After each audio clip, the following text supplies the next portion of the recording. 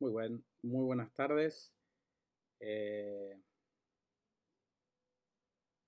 en primer lugar, quisiera agradecer a la organización por esta invitación eh, a impartir una suerte de conferencia, seminario, curso en torno a la meditación en general y específicamente el modo en el cual en la tradición budista se entiende la práctica meditativa. Durante los próximos minutos voy a tratar de presentar de manera sucinta, breve, algunos de los lineamientos básicos de la práctica meditativa, con el propósito, en principio, de animarlos a explorar esta tradición de pensamiento y práctica.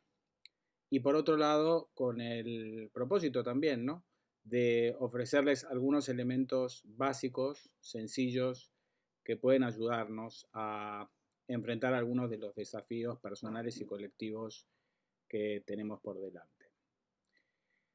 Es obviamente una obligación para todos nosotros en este momento poner en contexto cualquiera de las actividades que nosotros realicemos desde el punto de vista educativo y cualquier tipo de presentación que hagamos eh, desde el punto de vista práctico, que hagamos algún tipo de referencia a un hecho que es obviamente de público conocimiento, pero que tiene enorme relevancia para nosotros, que es la pandemia.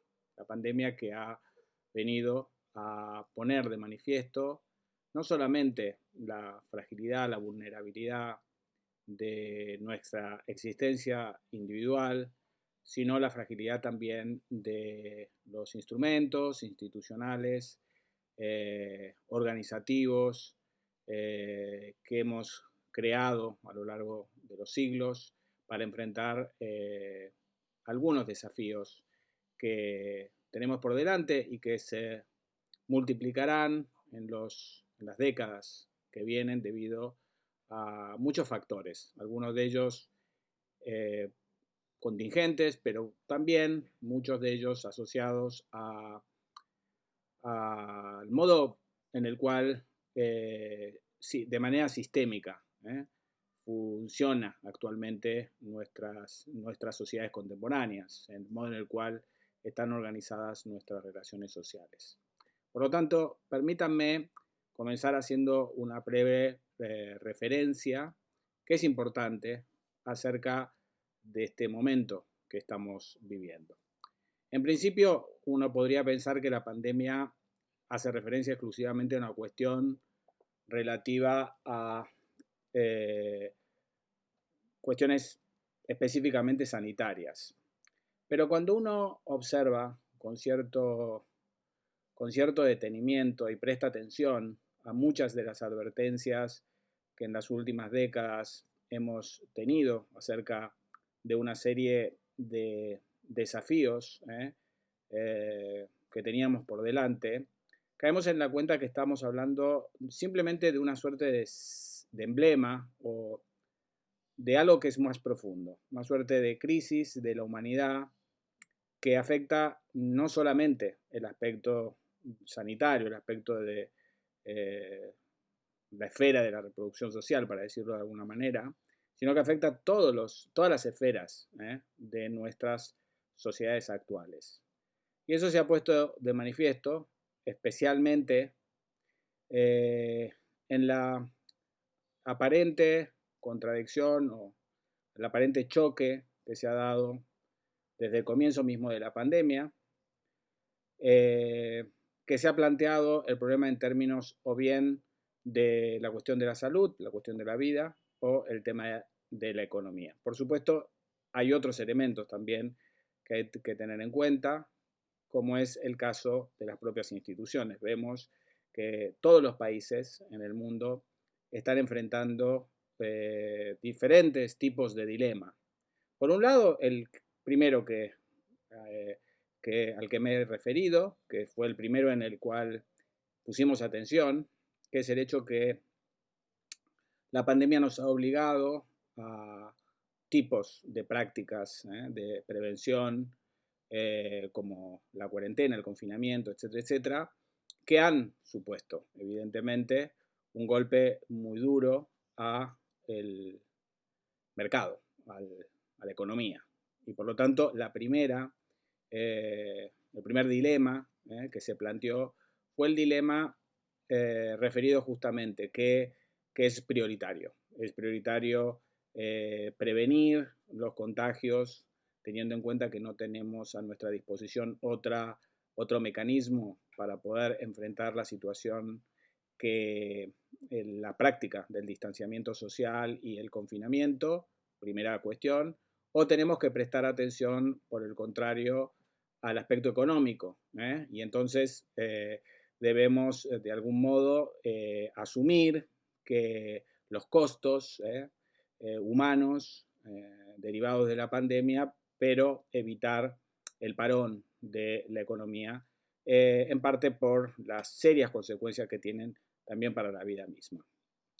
A esto ha seguido otros dilemas referidos a nuestras instituciones y la pandemia. Por ejemplo, en Argentina, como en otros lugares del mundo, se plantea una suerte de dicotomía entre las libertades individuales y las decisiones gubernamentales de enfrentar la pandemia con reglamentaciones que están dirigidas a establecer los confinamientos, los distanciamientos y ponen de alguna manera límites provisionales a alguna de las actividades que los individuos están habituados a realizar. Y por supuesto, como veremos y como estamos viendo también, surgen debido a la crisis económica, hay un retroceso evidente en algunas de las decisiones que los países más desarrollados, pero también los países periféricos, habían tomado en términos de protección ecológica, y debido a la crisis económica, a la recesión que se asoma en el horizonte, etcétera, etcétera, de nuevo volvemos a tener una confrontación entre la economía y el medio ambiente. Nuevamente volvemos a reflexionar y a discutir qué tipo de actividades debemos promover en la nueva normalidad que estamos exigiendo, que se está exigiendo se ponga en marcha la pospandemia. ¿Ok?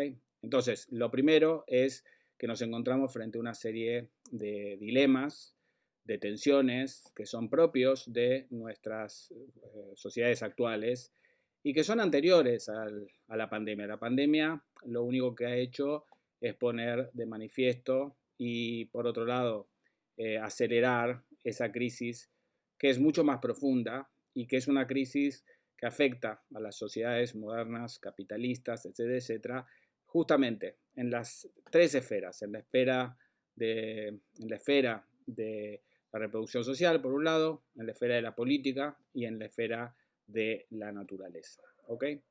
Ahora bien, si nosotros queremos pensar en el tipo de prácticas que podemos implementar con el propósito de transformar el mundo de manera de hacerlo sostenible, más justo, eh, con el propósito de poner coto, poner límites a las prácticas de dominación, expropiación y explotación que afectan a las grandes poblaciones mundiales, etc. Tenemos que pensar en asumir la necesidad de abordarlo desde dos perspectivas. Una es una perspectiva que podemos llamar objetiva. Es evidente que necesitamos una serie de transformaciones políticas, económicas, sociales, que solamente pueden resultar obviamente, de la confrontación política y del esfuerzo colectivo que supone enfrentarse a viejas o anquilosadas maneras de entender nuestras relaciones sociales. Y por otro lado, para que eso sea posible, también necesitamos una transformación subjetiva. Necesitamos tratar de entender qué hay detrás de esos imaginarios sociales, esas prácticas sociales, las instituciones en las que vivimos, en los sujetos mismos. ¿Cuáles son los imaginarios? ¿Cuáles son los deseos? ¿Cuáles son los anhelos? ¿Cuáles son los temores que de alguna manera alimentan algunas de nuestras prácticas más ominosas, uno podría llegar a decir, más ominosas?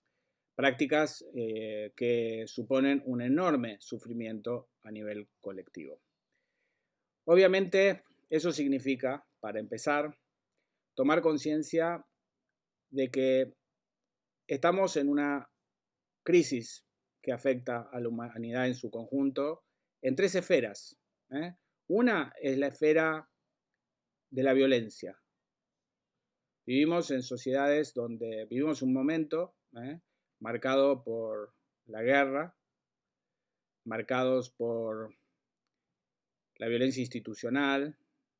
Venimos de décadas de lucha, de guerra contra el terror, pero además vivimos en un momento en el cual las sociedades están siendo azotadas por la violencia interna, la violencia social, la delincuencia y el crimen organizado, que encuentra definitivamente un caldo de cultivo en las desigualdades pronunciadas de un sistema que paulatinamente va abriendo una brecha cada vez más amplia entre los sectores más enriquecidos de la sociedad y los sectores más pobres, con una pauperización generalizada, no solamente en América Latina, sino en el mundo en su totalidad de las clases medias. ¿Okay? Ese es el segundo punto. Si el primero es la violencia, el segundo es la enorme desigualdad que afecta a nuestras sociedades. Y el tercer punto es la enorme degradación medioambiental. Es evidente para todos nosotros que el sistema de relaciones sociales, el capitalismo, especialmente en su faceta más extrema, el neoliberalismo, ha estado detrás de algunos de las prácticas más perniciosas también en el ámbito medioambiental. El afán por la acumulación, de la explotación de los recursos de manera ilimitada, la sobreexplotación de la población trabajadora y la enorme cantidad de individuos y grupos humanos que están excluidos de los intercambios en el mercado y que solamente viven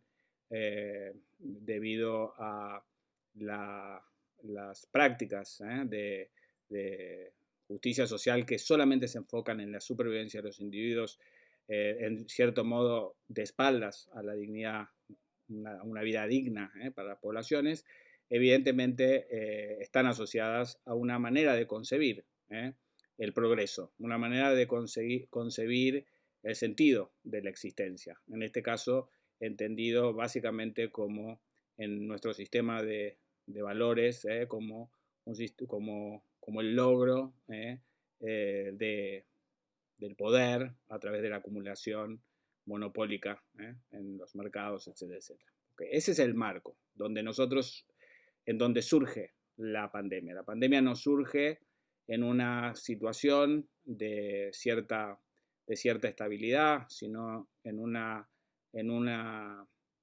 circunstancias de crisis cíclicas, de enorme sufrimiento colectivo, que periódicamente encuentra soluciones circunstanciales que solamente han ido ahondando, profundizando el sufrimiento colectivo y la destrucción medioambiental y llevando a las poblaciones y a los grupos más expuestos a producir toda clase de resistencias que son respondidas por los poderes fácticos con todo tipo de violencia, control social, etcétera, etcétera, etcétera. ¿Por qué hago énfasis en este punto? Hago énfasis en este punto porque en los últimos años, conjuntamente con el surgimiento, con el avance de una cierta concepción de nuestras relaciones sociales basadas en un individualismo, un hiperindividualismo, una meritocracia acentuada, etcétera, etcétera, que ha estado detrás de ese enorme, ese enorme avance de concepciones neoliberales de la sociedad. Ha habido un avance también muy pronunciado de prácticas y culturales, prácticas de autoconocimiento, de autotransformación, de cuidado de sí, de espiritualidades, que han tenido fundamentalmente el objetivo de servir como compensación a la enorme angustia, a la enorme experiencia de alienación, no solamente en los sectores más vulnerables, sino también en las capas medias y en las capas superiores o las clases dirigentes, que han estado forzadas a organizar sus vidas como si cada uno de nosotros pudiéramos reducir nuestra existencia pura y exclusivamente a la existencia en el mercado y convirtiéndonos a nosotros mismos como empresarios de nosotros mismos, luchando, compitiendo de manera monstruosa para poder lograr de alguna manera posicionarnos en ese mercado que nos obliga de alguna manera, si queremos participar en él, a mantener una fidelidad absoluta a sus principios y sus modos de despliegue y de funcionalidad, etcétera, etcétera. Y para compensar esa enorme presión han surgido toda clase de prácticas meditativas, el yoga, el mindfulness y otras prácticas, otras prácticas de autoayuda o de autotransformación, etcétera, etcétera, que lejos de darnos herramientas para poder resistirnos y de algún modo poder transformar nuestros hábitats y nuestros medios, nuestras sociedades para hacerlas más dignas, más justas, más sostenibles, etc., lo que han hecho de alguna manera es convencernos de que el problema no está ahí afuera, que el problema lo tenemos nosotros, cada uno de nosotros, y que si fracasamos existencialmente, si estamos frustrados, angustiados, si somos los perdedores en esta lucha sin cuartel dentro del mercado, se debe fundamentalmente porque no hemos sido capaces de lograr, de algún modo, acomodarnos a la lógica del mercado, etcétera, etcétera. Bueno, yo en esta sesión de meditación de la que vamos a hablar, me encuentro francamente, me describo a mí mismo fundamentalmente como me resisto a un tipo de presentación de este tipo. En parte porque he tenido la buena fortuna de estudiar el budismo en los años 80 y 90 en India, he sido monje y he recibido las enseñanzas en unas circunstancias, de alguna manera, en un momento previo a la gran explosión, del budismo en Occidente, y he podido sopesar de alguna manera y reflexionar sobre los procesos de transmisión que se han dado en las últimas décadas, y he llegado a la conclusión que muchas de las prácticas que se ofrecen en el mercado, en cierto modo, traicionan de manera flagrante el propósito mismo de las enseñanzas del Buda y el propósito mismo de la meditación. Por lo tanto, me gustaría comenzar dando advirtiendo que no voy a presentar las enseñanzas meditativas simplemente con el objetivo de hacerlas atractivas como una práctica compensatoria, por ejemplo, dentro de la empresa o una manera de poder abordar nuestro estrés para poder satisfacer las necesidades que tienen nuestras estructuras corporativas, etcétera, haciendo que nuestras mentes y nuestros cuerpos sean más flexibles y puedan adaptarse de mejor manera a las necesidades de la vida laboral. Ni tampoco voy a hablar de las enseñanzas budistas y de la meditación como un medio para poder ahogar de alguna manera nuestra insatisfacción o nuestra frustración, etcétera, etcétera, con el propósito justamente de poder ponerle buena cara a la violencia, a la desigualdad y a la destrucción medioambiental. Todo lo contrario.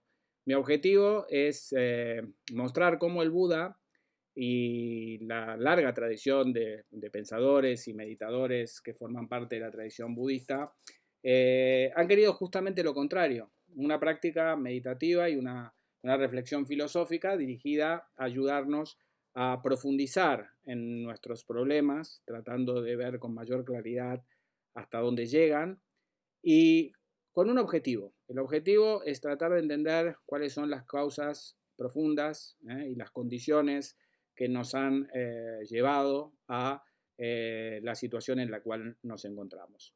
Como suele decir el Dalai Lama, pensar en el sufrimiento, pensar en la violencia, pensar en las dificultades que estamos enfrentando, solamente tiene sentido si efectivamente tenemos algún tipo de respuesta, si podemos de algún modo resolver el problema que estamos enfrentando. Si no fuera así, si simplemente de lo que se trata es de pensar en el sufrimiento por el sufrimiento mismo, eso sería una suerte de sadomasoquismo.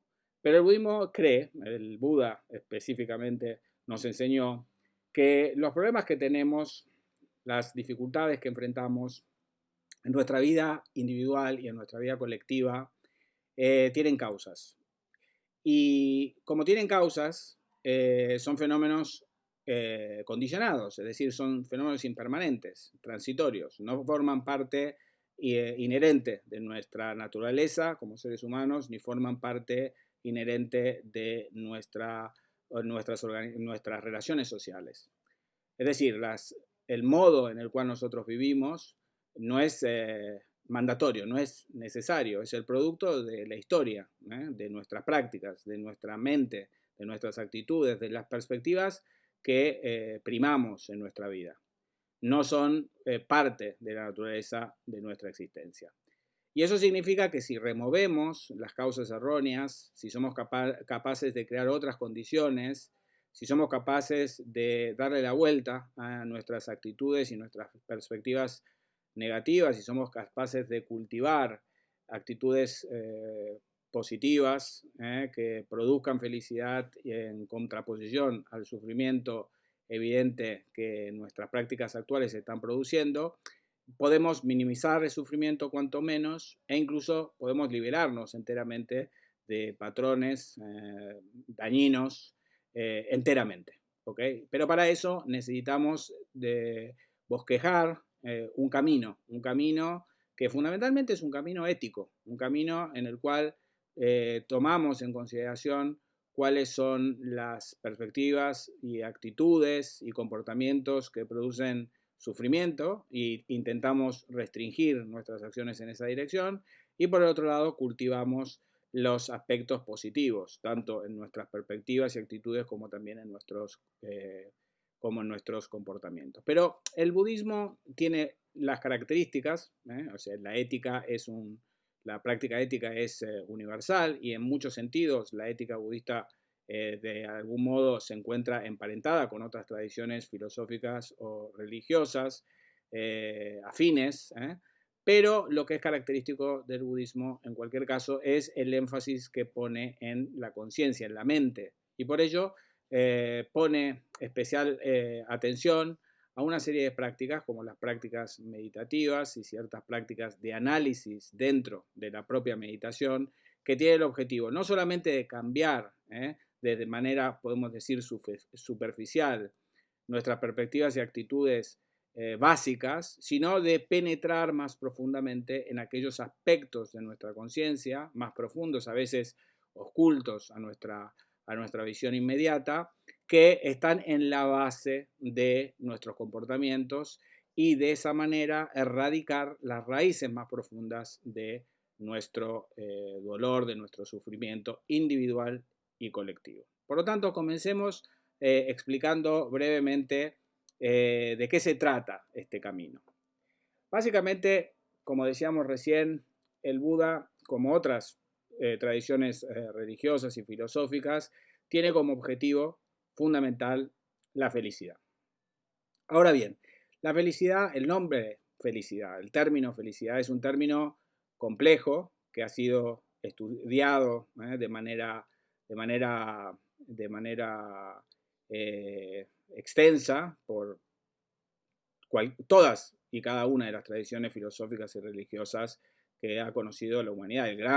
La gran cuestión que nosotros tenemos que resolver es cómo vivir. Y cuando preguntamos cómo vivir o qué sentido tiene la vida, etcétera, etcétera, lo que nos estamos preguntando es cómo podemos hacer para que nuestra vida sea significativa, para poder vivir una vida digna, para vivir felizmente. En contraposición a vivir una vida que sea una vida sin sentido, una vida de dolor, de sufrimiento, de fracaso, de angustia, etcétera, etcétera. Y aquí es muy importante notar que cuando nosotros utilizamos el término felicidad podemos hacer una distinción entre dos concepciones de la felicidad. Una concepción de la felicidad está asociada fundamentalmente al placer, está asociada al aspecto sensual de la felicidad, al aspecto sensorial de la felicidad, al aspecto, los griegos hablaban de un tipo de felicidad que está asociado básicamente a logros mundanos. Ese es fundamentalmente el aspecto que nosotros priorizamos en nuestras sociedades actuales. Nosotros creemos que la felicidad es algo que logramos a través de ciertos logros que están asociados en principio a la adquisición de bienes o a la acumulación de riquezas, al reconocimiento social, personal o social en general, como por ejemplo el reconocimiento de nuestros amigos o familiares, pero también la fama o la reputación, etcétera, etcétera. Y básicamente nuestro énfasis está puesto allí, en nuestra capacidad de ejercitar el poder, de encontrar el reconocimiento, de poder sentir diferentes experiencias sensoriales que nos producen placer y satisfacciones. Y por otro lado, la acumulación de riqueza y, por supuesto, evitar los contrarios, la pobreza, la falta de reputación, la falta de reconocimiento de nuestros pares, etcétera, etcétera. Esa es fundamentalmente la estructura básica de cómo nos movemos en el mundo. Ahora, ¿cuál es el problema fundamental que ve el Buda en esta apuesta básica?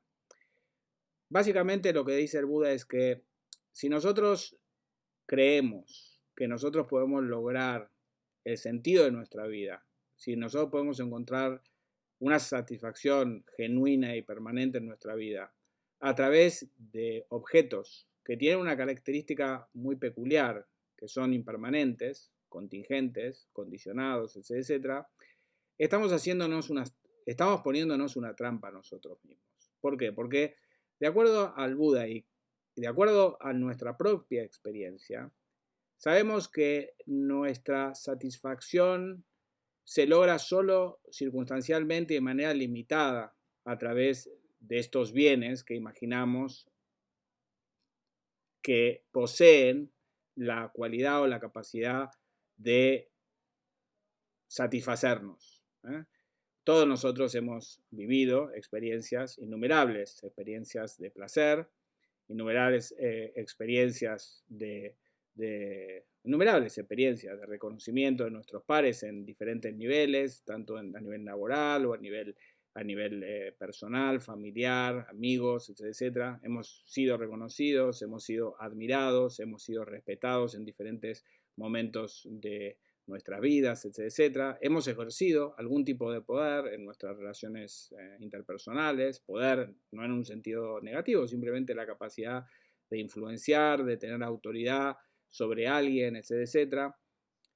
Y por otro lado, tenemos acceso a bienes, tenemos acceso a ciertas cuotas de propiedades, etcétera. ¿Y cuál es la experiencia que tenemos, básicamente? La experiencia que tenemos es que todas estas diferentes, todos estos bienes a los cuales nosotros aspiramos, tienen una muy limitada capacidad de sosegar el ansia, el deseo, que continuamente esa pulsión que continuamente alimenta esa insatisfacción que continuamente que caracteriza nuestras vidas y que está en la base de ese anhelo básico de encontrar una genuina felicidad en nuestras vidas, un sentido definitivo y genuino en nuestras vidas. A esta felicidad contingente, mundana, etcétera, las enseñanzas budistas contraponen un tipo de felicidad o de satisfacción que no surge en dependencia de los objetos o de las circunstancias que encontramos, sino de la cualidad misma de la mente. Ahora bien, esto es muy importante. Cuando nosotros descubrimos que los fenómenos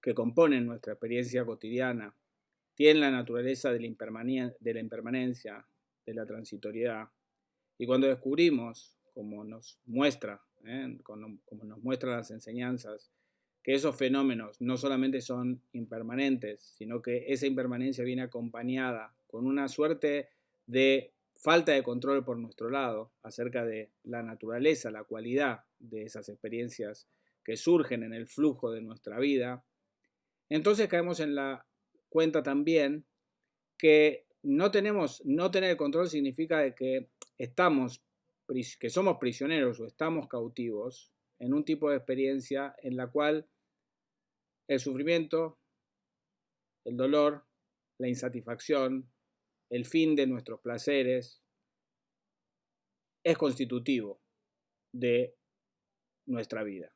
Y por lo tanto, si nuestro énfasis está única y exclusivamente dirigido a cultivar aquellas cosas que nos dan placer y evitar aquello que nos da dolor, desde el punto de vista objetivo, sin transformar nuestra mente, sin hacer que nuestra mente sea capaz de poder lidiar con la inevitable manera en la cual el sufrimiento se manifiesta en nuestras vidas y la felicidad mundana nos es esquiva, lo que está ocurriendo es que nosotros estamos haciendo una apuesta en toda regla por un número que solamente va a dar, que solamente puede ser perdedor, que solamente puede llevarnos al fracaso. Por la sencilla razón de que nuestra vida está marcada, de acuerdo al budismo, por un sufrimiento que es ineludible. Un sufrimiento que no es el sufrimiento que produce nuestra mente, sino el sufrimiento que debido a nuestra ignorancia respecto a la naturaleza de nuestra propia existencia, surge en función de la condición misma de nuestra finitud.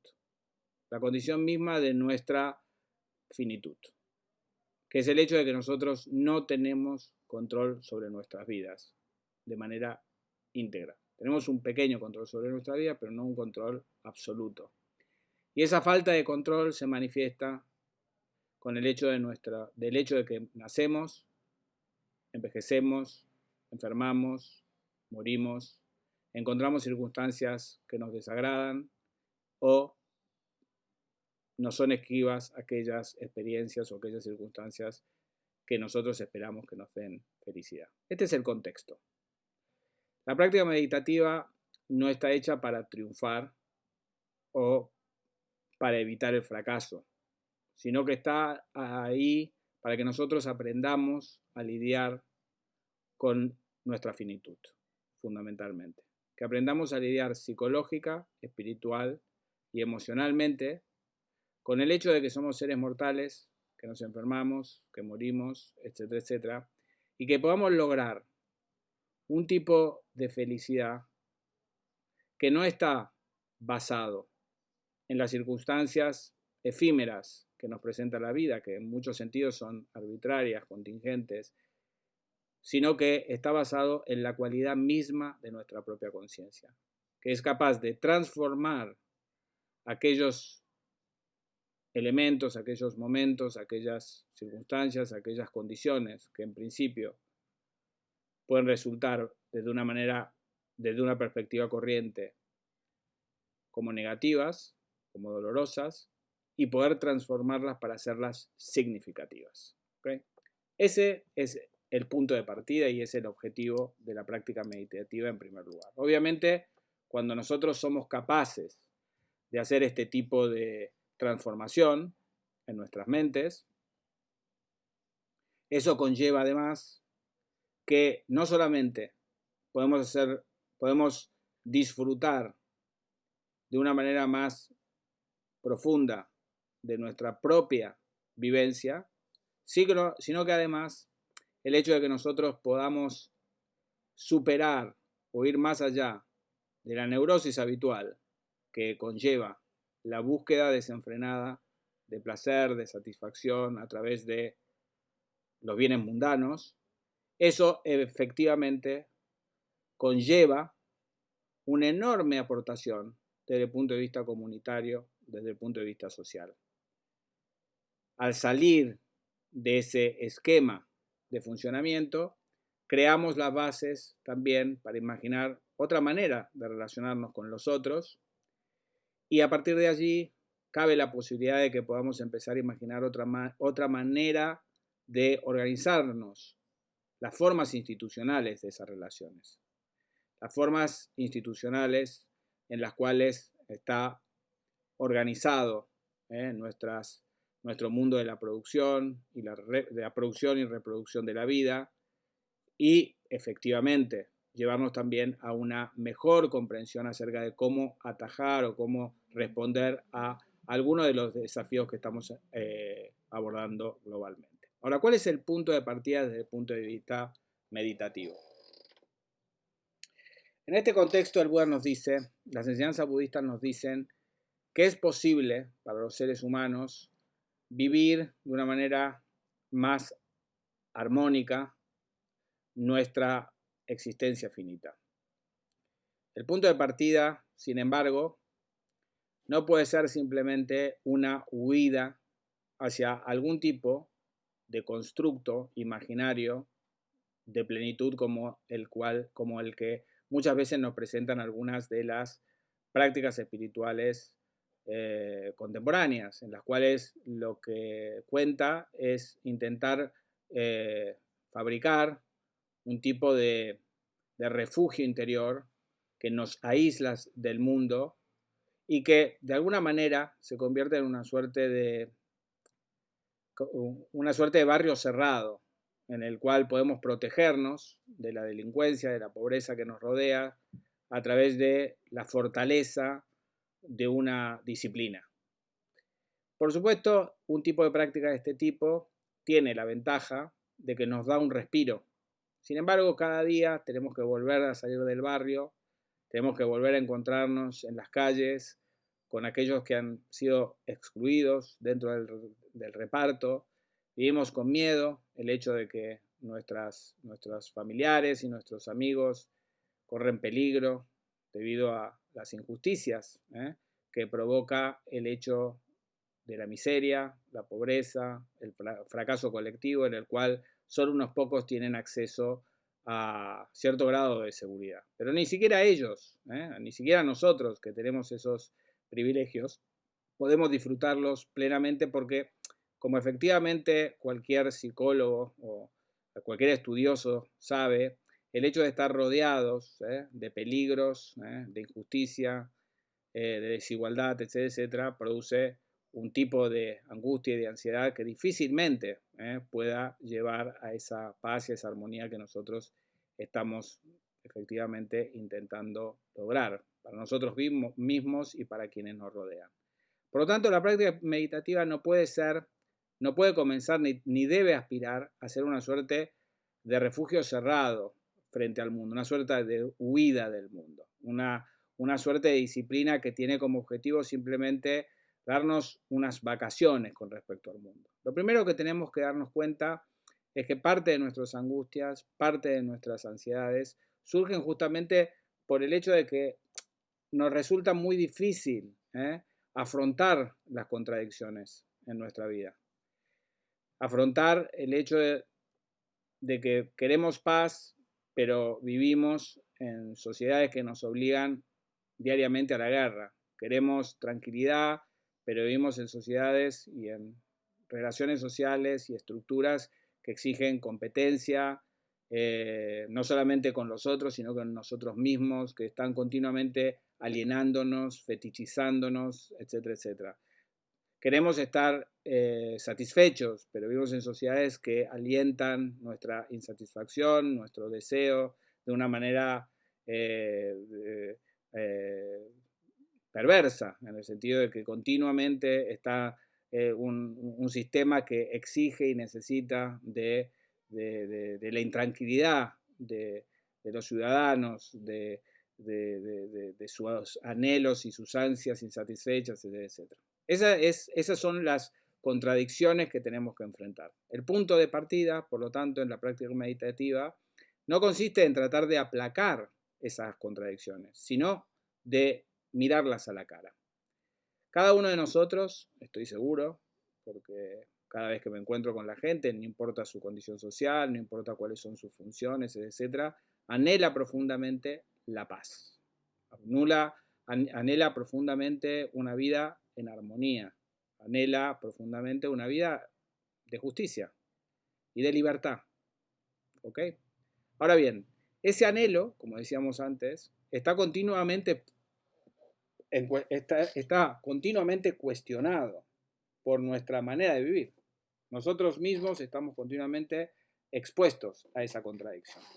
Entonces, la práctica meditativa central de la que vamos a hablar hoy, tenemos simplemente un ratito y voy a presentar solamente una práctica meditativa, es una práctica que es la práctica que habitualmente se conoce como la práctica del mindfulness. Pero en el contexto que yo lo estoy presentando ahora, tiene el objetivo no de encontrar, como decía anteriormente, una suerte de antídoto banal a los problemas que tenemos, sino un instrumento que nos permita entrar en un espacio, el espacio de nuestra propia experiencia, en el cual podamos trabajar con esas contradicciones. La práctica del mindfulness es una práctica original, que originalmente fue expuesta por el Buda, en la práctica de la atención plena, y es una práctica que es una práctica preparatoria, no es todo el camino, sino que es el punto de partida en la tradición budista. Forma parte de un complejo de prácticas que exigen como punto de arranque el hecho de que podamos estar presentes, plenamente atentos en nuestra experiencia inmediata. Por supuesto, es muy importante ser consciente que es una práctica preparatoria, no es el final del camino. Y obviamente, si nosotros fetichizamos la práctica del mindfulness o creemos que la práctica del mindfulness por sí misma puede ser el antídoto definitivo a los problemas que tenemos, es muy probable que produzca daños colaterales en nuestra vida. ¿Por qué? Porque es una práctica que tiene efectos nocivos cuando no se entiende que es una práctica preliminar.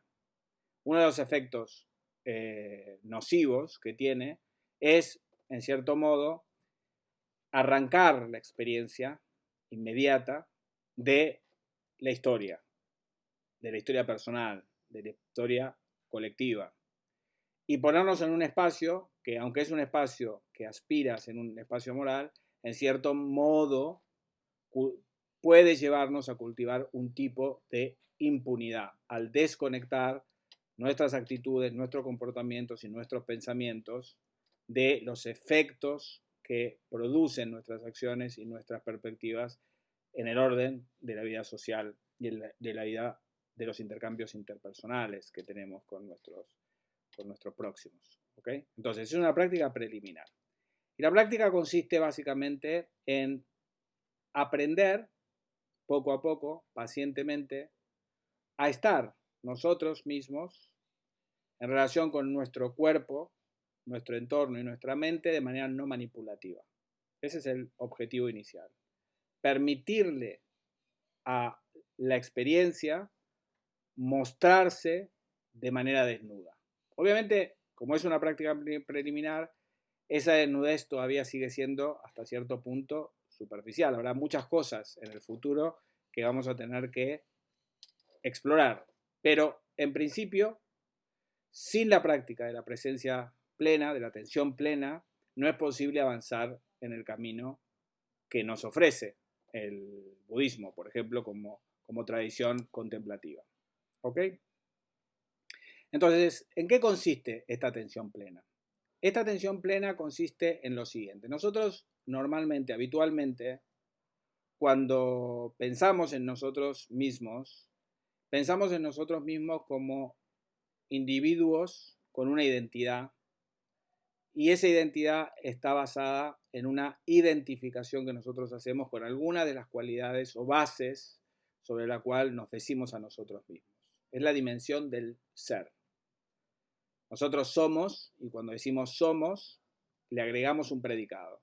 Somos hombres, somos mujeres, somos jóvenes, somos viejos, somos argentinos, somos blancos, somos negros, somos personas dinámicas, somos personas deprimidas, somos personas entusiastas, somos personas felices, etc. Todos esos predicados son las bases sobre las cuales nosotros imponemos el nombre yo. Yo soy, la dimensión del ser. Y el yo soy solamente puede definirse en contraposición de lo que no soy. Soy un hombre en contraposición a una mujer, soy una persona madura o vieja en dependencia de una persona joven o de un niño, soy blanco en contraposición a un negro, soy argentino en contraposición a uruguayo, lo que quieran. ¿Okay? Todas esas son las diferentes maneras en las cuales nosotros establecemos nuestra identidad. Ahora, esa identidad que nosotros establecemos en la dimensión, esa identidad que es la dimensión del ser, no es la dimensión primordial o básica, porque el ser, el yo soy, se establece sobre una base que con anterioridad a ser definida como lo mío, lo propio, existe como mero estar. Como mero estar. Por lo tanto, antes de decir yo soy argentino, yo soy un hombre, básicamente yo estoy en el cuerpo de manera natural. Yo estoy, no soy, yo estoy en mi entorno de manera natural. Yo estoy en la experiencia mental, en mis diferentes pensamientos, emociones, sentimientos, etcétera, etcétera, de manera natural. Ahora bien, en algún momento de mi experiencia a lo largo del día, siento la necesidad, sea porque deseo algo, o porque siento aversión a algo, o porque siento celos, o porque me siento orgulloso, siento la necesidad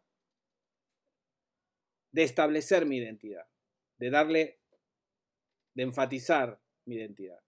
Ese es el momento en el cual me identifico con el cuerpo. Normalmente no estoy pensando si soy mayor o soy joven, si soy blanco o soy asiático, si soy latino o si soy anglosajón, si soy de un país, si tengo una nacionalidad o tengo otra nacionalidad, si soy hombre o mujer. Ese no es algo que estoy continuamente explicitando o afirmando. Surge en algunos momentos. Surge en un momento determinado cuando tengo que contraponerme a otra identidad. ¿Se entiende? Normalmente en mi vida cotidiana, en el término medio de mi experiencia, no tengo necesidad de continuamente, de esa identificación que ocurre en la dimensión del ser. Simplemente estoy en el mundo. Estoy en el mundo con mi cuerpo, estoy en el mundo en mi entorno y estoy en el mundo en mi mente. Estoy en mi mente, estoy en el entorno y estoy en mi cuerpo, en el cuerpo. ¿Ok? Vale. Ahora, esto que ocurre naturalmente, normalmente habitualmente no le prestamos atención.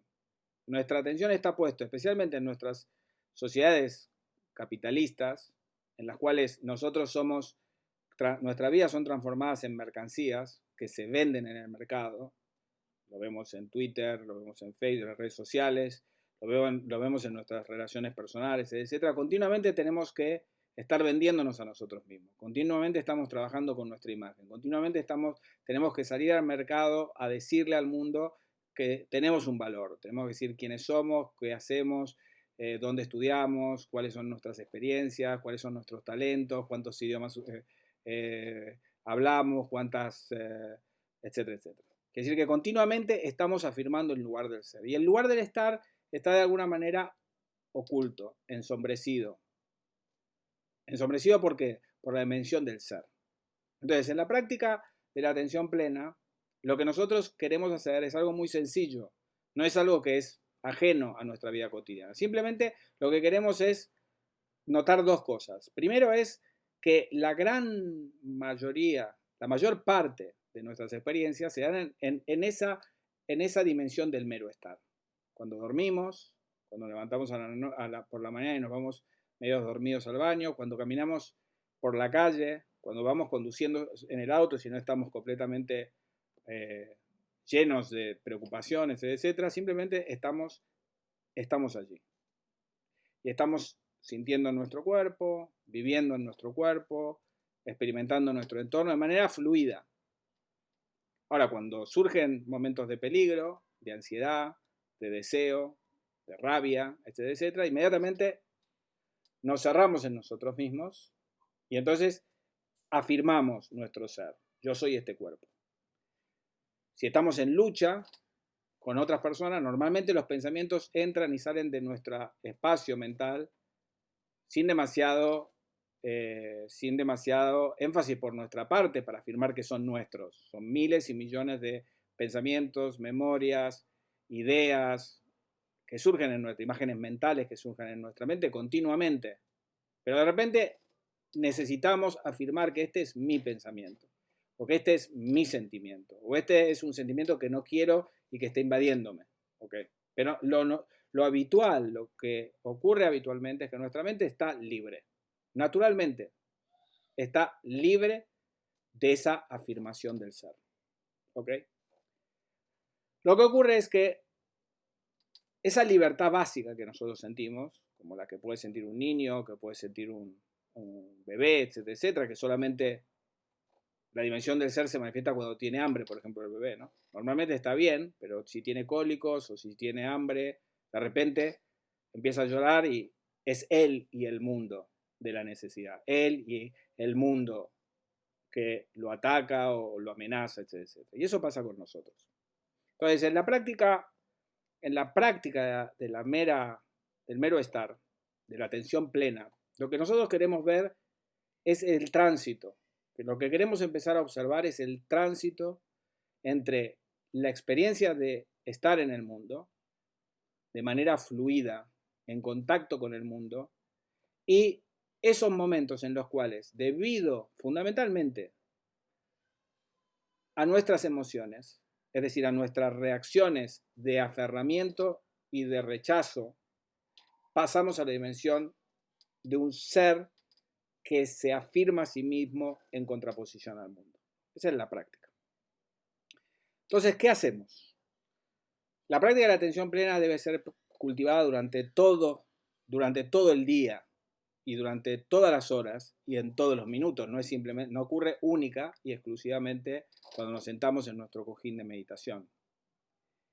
Pero en la práctica meditativa lo que nosotros hacemos es calmar nuestra mente, observar cómo la mente siempre está encarnada y por lo tanto está en un cuerpo, que el cuerpo está siempre en un entorno, que no existen los cuerpos que flotan en la nada, sino que los cuerpos vienen con su entorno, un entorno que en el caso de los seres humanos, debido a nuestros cuerpos, está compuesto de lo que vemos, lo que escuchamos, lo que olemos, lo que sentimos de manera táctil debido a nuestro cuerpo, etcétera, y somos seres con una interioridad, con pensamientos, con emociones, etcétera, en los cuales también estamos.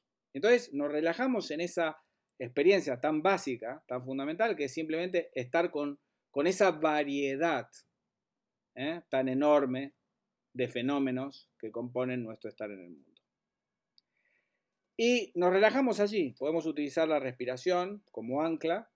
Y entonces miramos cómo el aire, cuando inhalamos, entra en nuestro cuerpo, nos vitaliza. Cuando exhalamos, cómo el cuerpo de alguna manera se relaja. Y prestamos atención a todas esas dimensiones. Todas esas dimensiones. Vamos explorando sin perder la atención, que los sonidos que surgen en nuestra experiencia, sin afirmar el yo, simplemente estamos ahí. Estamos en el sonido que surge, estamos en la luminosidad, estamos en las sensaciones del cuerpo, estamos en los diferentes pensamientos, emociones que van apareciendo, etcétera, pero de repente, en la propia práctica meditativa, nos enfrentamos de algún modo a algo que nos aliena, nos saca de la experiencia del mero estar. Y nos coloca en la dimensión del ser, de la confrontación. Esa confrontación se da porque hay algo que anhelamos, que deseamos. Tenemos una insatisfacción que hace que el yo encuentre su objeto de deseo y se separe de ese objeto de deseo y luche por ese objeto de deseo y crea esa contradicción en nuestro mundo, esa lucha, ese antagonismo que es el deseo. Y por el otro lado, surge cuando hay un objeto que nos amenaza, que nos pone en peligro, y entonces en ese momento, de nuevo, se produce un abismo entre el yo y lo que no es el yo, y hay esa confrontación. El objetivo, obviamente, no es terminar con la dimensión del ser o vivir eternamente en esa suerte de mero estar infantil e ingenuo. La práctica del mero estar es entender la naturaleza contradictoria, es el punto de partida, ya vuelvo a repetirlo, es el punto de partida, pero entender ese mecanismo en el cual continuamente vamos transitando del estar al ser, y posteriormente, hoy no tenemos tiempo, el hacer. Ese ser y ese anhelo que tenemos por las cosas, ese deseo por protegernos de aquello que nos amenaza, ese deseo, nos lleva a la dimensión de tratar de hacer cosas para afirmar el yo, tanto para su supervivencia como para su expansión. Pero en este caso nos estamos enfocando única y exclusivamente en la práctica del estar para ver cómo esa paz que nosotros encontramos en la práctica meditativa, cuando caminamos por el bosque, cuando estamos despreocupados, cuando estamos de vacaciones, cuando estamos felizmente con nuestros amigos y nos sentimos seguros, etcétera, en nuestros contextos, cómo eso se rompe en el momento en el cual surge la tensión que hace posible nuestra identificación con nosotros mismos en antagonismo con el mundo que habitamos. ¿Ok? Nos quedan unos minutos. Vamos a hacer una pequeña práctica de 5 minutos, 10 minutos. Me dijeron que haga una práctica breve y con eso damos por concluido estos minutos que hemos dedicado a hablar un poquito, primero, del contexto de la pandemia, de la crisis que estamos enfrentando, que es una crisis multidimensional, que nos afecta en las dimensiones de la violencia, de la desigualdad y del deterioro medioambiental, y la necesidad de encontrar una respuesta que no solo sea una respuesta institucional, objetiva, sino también abordar las cuestiones desde el punto de vista de la subjetividad. Y en particular, siendo consciente de la naturaleza sufriente de nuestra experiencia, prestar especial atención al hecho de que en nuestra propia Constitución existe una tensión y una serie de contradicciones que tenemos que no sofocar, sino entender. Y la más importante de ellas, o la primera, es que existe una tensión entre nuestro anhelo de paz y el hecho de que nuestra propia constitución como individuos produce una serie de tensiones, de antagonismos, de rupturas con el mundo que si no somos conscientes de ellas o las naturalizamos sin reflexionar acerca de ellas, pueden resultar en patologías que resultan muy perniciosas individualmente y colectivamente. Por lo tanto, la primera práctica es la práctica de la atención plena. Vamos a sentarnos cómodamente. Durante unos instantes simplemente vamos a prestar atención al cuerpo, prestando atención especialmente a las tensiones en nuestros hombros, al peso de nuestra cabeza, de nuestro cuello, las tensiones que podemos encontrar, y simplemente nos vamos a intentar relajar nuestro cuerpo.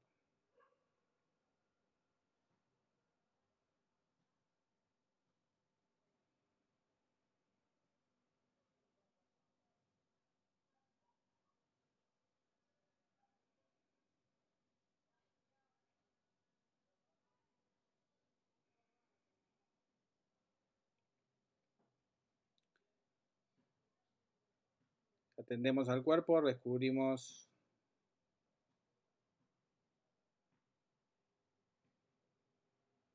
naturalmente que es un cuerpo vivo y por lo tanto respira.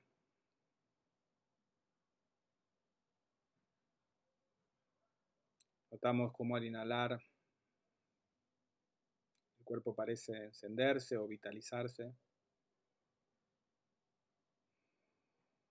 y cómo al exhalar el cuerpo se relaja naturalmente. Hay un ciclo virtuoso de expansión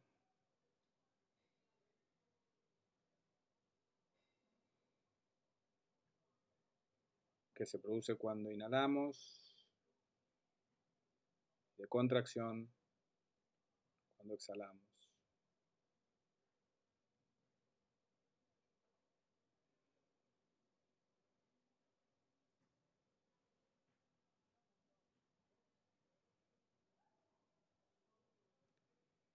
El cuerpo nos abre al mundo a través de la vista. Somos conscientes de los colores y las formas de la luz. A través de los oídos somos conscientes de la dimensión auditiva, sonidos, los ruidos, las palabras.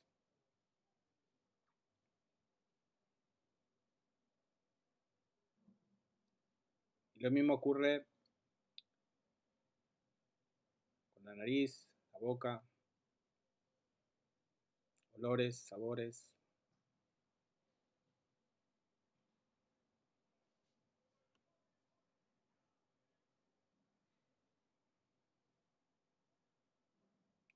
Y todo nuestro cuerpo, que siente muchas sensaciones.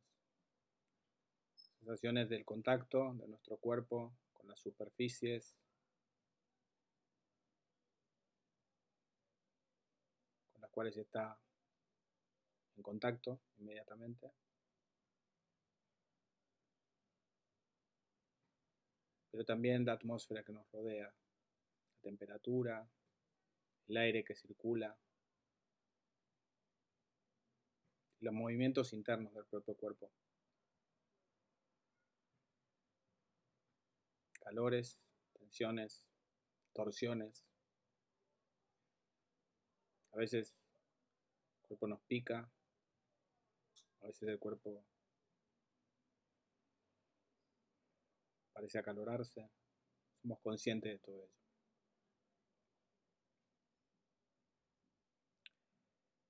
Y estamos en el cuerpo. Simplemente estamos allí.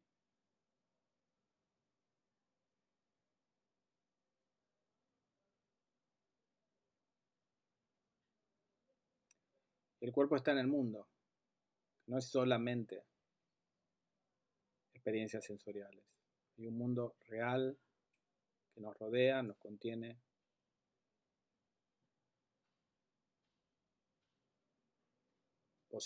Posibilita nuestra existencia.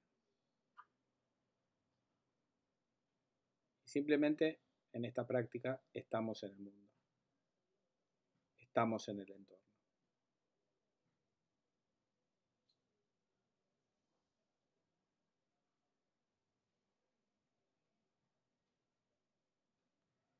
Y en el centro de la experiencia, la interioridad.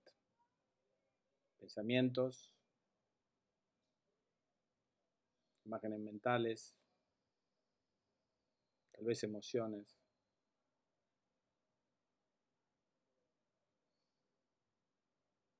¿Qué hacer? En este caso, solamente estar en la mente. Estar en el pensamiento que surge y pasa.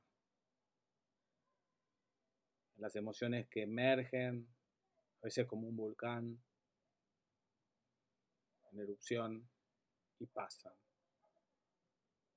Las memorias, las expectativas, las imágenes mentales que atraviesan nuestra mente como un río que fluye incansablemente a través nuestro. Simplemente estamos ahí, en nuestro cuerpo,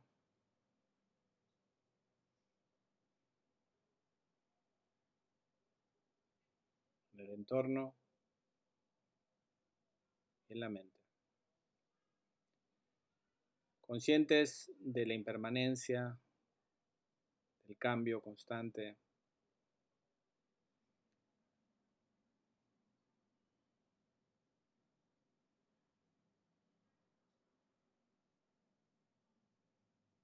Y por ello también conscientes de que no podemos quedarnos nada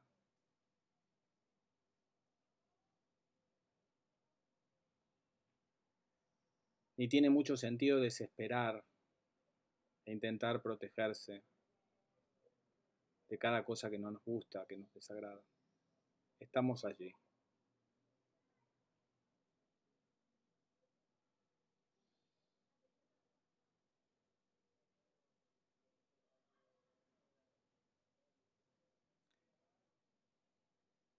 Si de pronto un pensamiento o una emoción, una sensación física es lo suficientemente demandante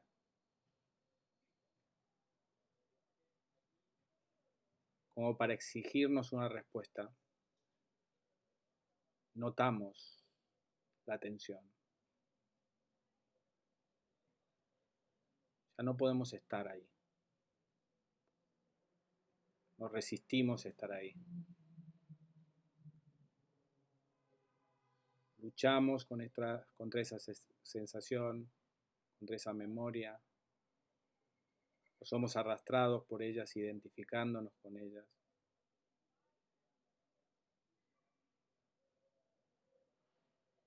Notamos cómo emerge el ser, lo mío, lo propio, el yo mismo. Prestamos atención a esa respuesta.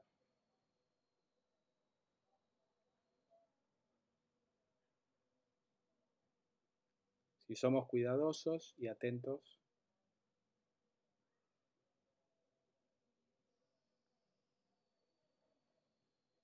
veremos que esa afirmación de nosotros mismos, ese muro que construimos, ese aferramiento al que nos entregamos, es en sí mismo un pensamiento y que cuando se disuelva volveremos otra vez al mero estar.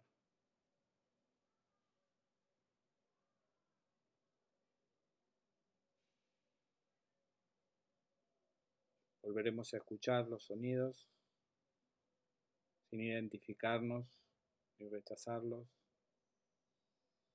Volveremos a sentir nuestro cuerpo.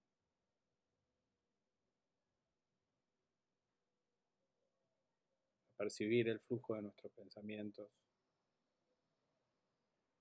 Hasta la nueva ocasión, donde volverá a emerger el yo, afirmando o negando la realidad.